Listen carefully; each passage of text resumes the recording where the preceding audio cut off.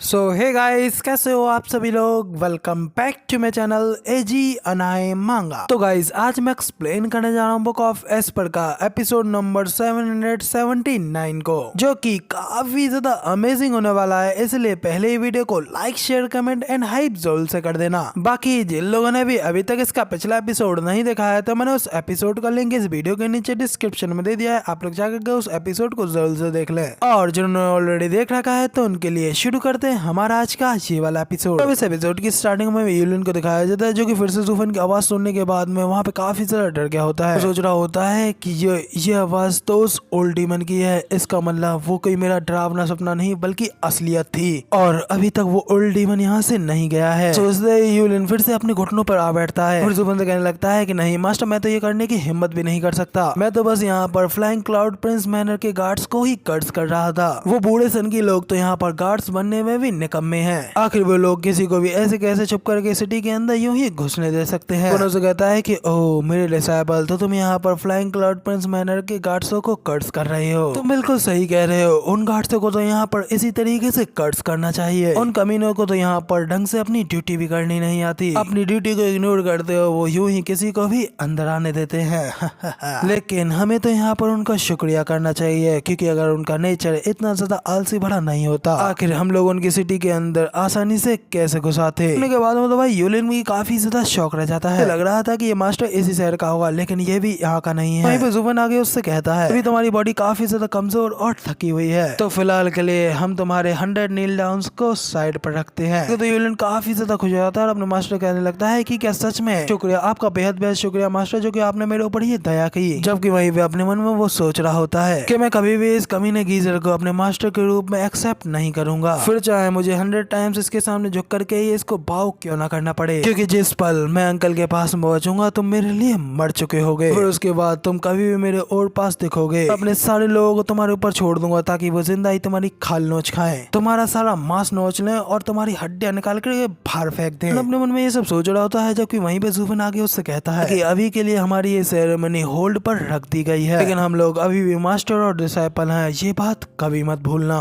इस पे यूलिन भी हंसते उससे कहता है कि हाँ हाँ मास्टर, मैं ये बात कभी भी नहीं भूलूंगा। इस पर जूफन तो उससे कहता है कि मेरे डिसाइपल, मैं इतनी आसानी से बेवकूफ बनने वाला आदमी नहीं हूँ, और मैं यहाँ अपनी पूरी तैयारी के साथ में आया हूँ, इसलिए जल्दी से अब अपनी शर्ट उतारो और अपने पेट के ऊपर स्पिरिचुअल एनर्जी को गैदर करो। जूफन की ये बात सुनकर के यूलिन तो काफी ज्यादा शौक रह जाता है। जूफन की बात मान के स्पिरिचुअल एनर्जी गैदर करते हुए अपनी शर्ट उतार करके देखता है, पेट के ऊपर स्कम ऑफ डेमोनिक पाथ लिखा होता है, यानी कि डेमोनिक पाथ का आदमी। यूलिन हैरान होते हुए कहता है कि आखिर ये क्या है? तो जूफन जोर जोर से हंसते हुए कहता है कि हा मेरे डिसाइपल, हम लोग डेमोनिक पाथ के फॉलोवर्स हैं, जो कि हमेशा से ही अनपॉपुलर रहा है, तो इसलिए जो कोई भी यहाँ पर मेरा डिसाइपल बनता है, जाति पर इस चीज की यादगार के तौर पर मैं इन वर्ड्सों को छाप देता हूँ, इसलिए इसको याद करते हुए तुम कभी भी अपने आप को नीचा नहीं करोगे और ना ही ऊंचे सपनों के जालों में फंसोगे। इस सब की वजह से यूलिन को गुस्सा तो काफी ज्यादा आ रहा होता है, बस वो गुस्से में वहाँ पर कांपता ही रह जाता है। पहले हम अपने इस नए मास्टर के सामने तो उसकी कुछ भी नहीं चलने वाली होती है, इसलिए वो बस उसे इतना ही कहता है कि मास्टर, आपने मुझे पूरी तरीके से बर्बाद कर दिया। मैं तो बस यहाँ पर सैंगवन क्लैन की सुप्रीम ग्लोरी को ही चाहता था, ताकि हम दोनों लोग एक साथ मिलकर के उनके ऊपर राज कर सकते थे। अगर आप यहाँ पर मेरे साथ में सैंगवन क्लैन की रूलिंग को शेयर करना चाहते तो मैं उसके लिए भी एग्री हो जाता, लेकिन आपने तो मुझसे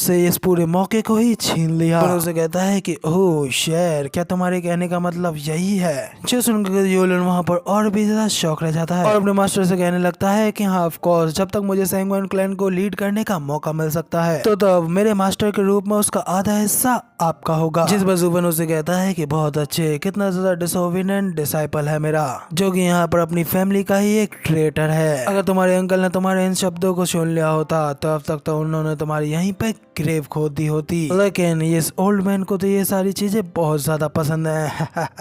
तो कहते ही जुबन वहाँ पर अपनी उंगलियों को हल्का सा घुमाता है, यूलिन की छाती पे लिखे हुए वर्ड्स वहीं पे गायब हो जाते हैं। यूलिन में हैरान होते हुए कहता है कि ये तो आखिरकार गायब हो गया। आगे उससे कहता है कि मेरे डिसाइपल, अपने इन शब्दों को हमेशा याद रखना, अब से तुम्हें यहाँ पर मेरी हर बात माननी होगी, वरना अगली बार तुम्हारे साथ में तुम्हारी छाती पर अक्षय दिखने जैसा छोटा काम नहीं होगा, बल्कि शायद फिर तुम यहाँ पर अपनी जिंदगी से ही हाथ धो बैठोगे। सुनते ही यूलिन की तो और भी ज्यादा बुरी तरीके से फटने लगती है। और क्या तुम्हें पता है कि आखिर तुम्हारी छाती पर वो वर्ड्स क्यों अपेयर हुए थे? क्योंकि मैंने यहाँ पर तुम्हारे ऊपर अपना ब्लड कर्स दिया है। कि तुमने देखा युआन की का इस्तेमाल करते ही वो शब्द तुम्हारी छाती पर उभर आए। और जो तुम्हें नहीं पता है वो ये है, हमारी पूरी बॉडी 15 मिनट के अंदर फट जाती, साथ ही तुम्हारी सोल भी पूरी तरीके से खत्म हो जाती। तो मैंने अपने संकोचों से ब्लड कर्स को कंट्रोल में नहीं किया होता। क्योंकि तो भाई यूलिन और भी ज्यादा डर के मारे कांपते हुए कहता है कि आखिर आखिर ऐसा कैसे पॉसिबल हो सकता है? जुबन जोर जोर से हंसते हुए कहता है कि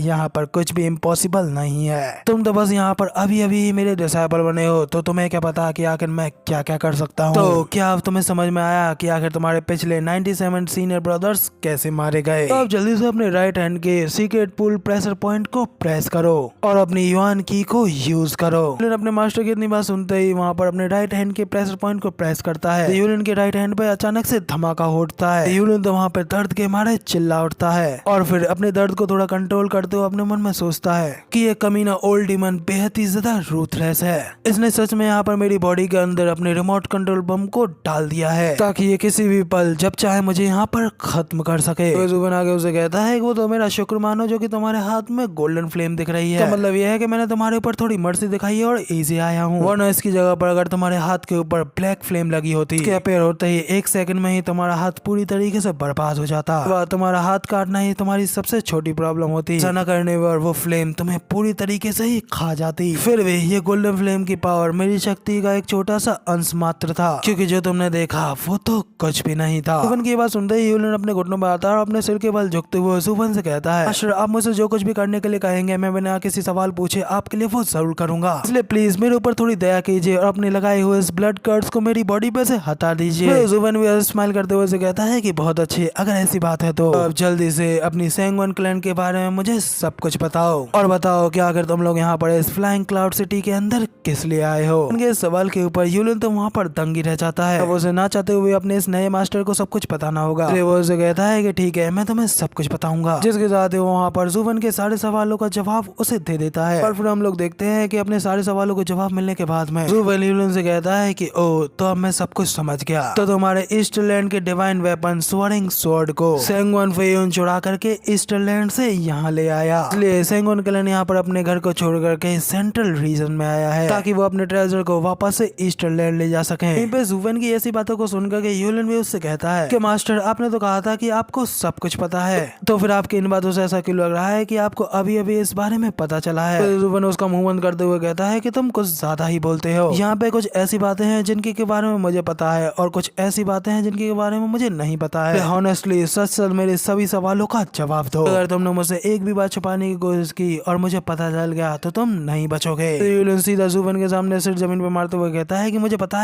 है आपका ये डिसाइपल आपके सामने एक सिंगल चीज भी नहीं छुपाएगा। जिसके साथ ही वो अपने मन में कहता है कि सच में ये बूढ़ा डीमन बहुत ही ज्यादा चालाक है। यहाँ तक ये बूढ़ा इतना ज्यादा चालाक है, मुझे लगता है कि मेरे विश्वास में इसके सामने एक चीज भी छुपाने का चांस नहीं मिलेगा। लगता है कि सैंगवन क्लैन के खिलाफ मेरे बिट्रेल की ये शुरुआत होने वाली है। वहीं पे जुबन भी उसे देखते हुए अपने मन में यही कह रहा होता है कि मुझे तुम्हारे छुपे हुए इरादों के बारे में पहले ही समझ आ गया था, इसलिए अब तुम्हारा ही फायदा उठाना बेहतर होगा। दादीवर जुबन वहाँ पर उससे कहता है कि मेरे प्यारे डिसाइपल क्या हो अगर मैं तुमसे कहूँ कि वो स्वॉर्डिंग स्वॉर्ड तुम मेरे लिए ले आओ, तो बताओ क्या तुम यहाँ पर अपने सैंगवन क्लैन के लिए अपनी जिंदगी को दांव पर लगाओगे या फिर मेरे लिए उस स्वॉर्ड को लेकर के आओगे।